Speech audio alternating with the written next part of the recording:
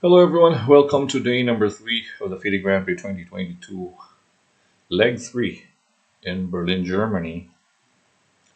And here we'll feature the only decisive game of the day. Keymer came up big against Daniil Dubov. This is Dubov's second loss in 3 games. Not a good day for Daniil. Let's start the ball rolling. Okay. Keymer was white. He played d4. Knight into f6, c4. e6, knight into f3. d5, knight c3. Black captures that pawn on c4. Then e4. Alright. Black plays b5. We are into the Vienna variation of the Queen's Gambit. The main point of b5, if white captures that pawn, he also has this knight takes e4 because the knight in c3 was protecting that e4 square. So white plays e5 first, gaining space. Pawn in the 5th. Knight e5 takes on b5. Black sacrifices that b5 pawn to have that control of that light square diagonal from a8 to h1. So knight into b6, bishop e2, bishop e7. Right, last year Nepomniachtchi as black played this line against Magnus. Carlsen was white here. Castles, bishop e7, queen d2, bishop b7, rook b1, queen d7, knight c3, knight into b4, a3, knight d5, b4, queen c6, keeping an eye on g2, e1, and castles queenside. He went on to win that game in the Carlsen Invitational. Right, so black here, or Napole, castle, queenside. Alright, back to the game.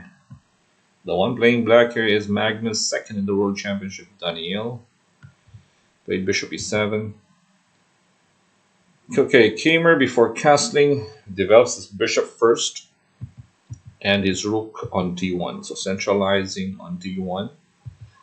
Back to c3 because knight is not doing anything on b5. It is just capturing the pawn and move back. Queen b8 and finally castle. Dubov's point of playing that queen on b8 is to push c5 to get pressure on the e5 pawn.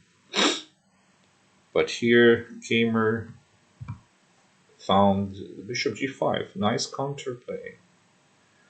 The point being, if black captures that bishop, there's knight takes g5, threatening mate on h7. Yep.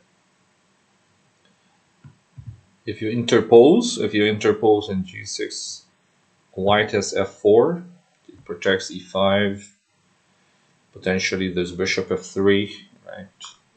So bishop f3. Right. If you take on bishop, rook takes f3 and switch on to h3. White could also make use of the e4 square, either to d6 or to f6. So black was forced to play queen e8. Bishop f4. Nice one, yeah. Provoking black to move that queen on a bad square compared to the b8 square. Because the queen is blocking the way of the rook, right? If they're fighting for space. Rook c8, bishop g3. Nice retreat. Stable square for the bishop on g3, protecting e5. Knight into d5, knight e4. Okay, the knight is trying to jump on d6. Knight b4, queen to b1. Dubov went for knight d3. Maybe not the best. I think this is a slight mistake for black. A wrong plan. Knight e d2. Alright, he thinks e4. This is the wrong knight to capture. Okay, going back to this position, it was better for black to take this knight on e4, right? Not the knight on f3. If you take here, then develop the knight on b6. You go a3, let's go back to d5. The knight protects c4. This knight on f3 is not doing anything. It cannot jump on g5 because the bishop is on e7. There's no knight d6 because you capture the knight on e4, right? And if you go for knight d2 to attack c4, then there's c3. Let's look at the two knights. Oops. So it's not possible. Black should be fine here. I think Black will have a better game than what happened. Yeah, that takes on f3. This knight d3 was bad. It was bad. Knight d2 takes. Knight into b6. Compared it to knight b4 and queen on e4. Big difference, because now we have b3. Yeah, you don't have that knight into c3. This is too late. This takes on c4. That knight becomes a target. If the knight was on b4, you could easily jump to c3. But with the knight on d3, you have to move the knight first. And now white has bishop d3.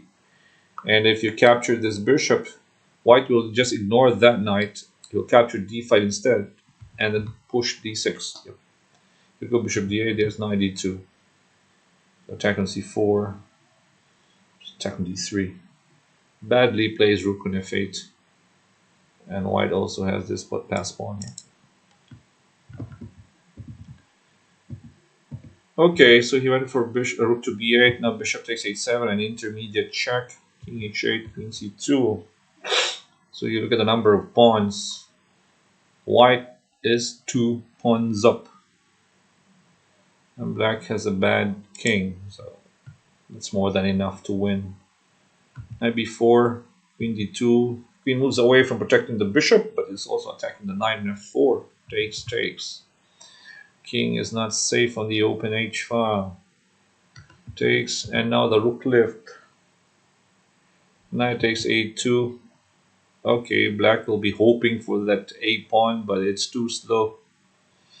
Okay, white's attack is just too fast and too furious.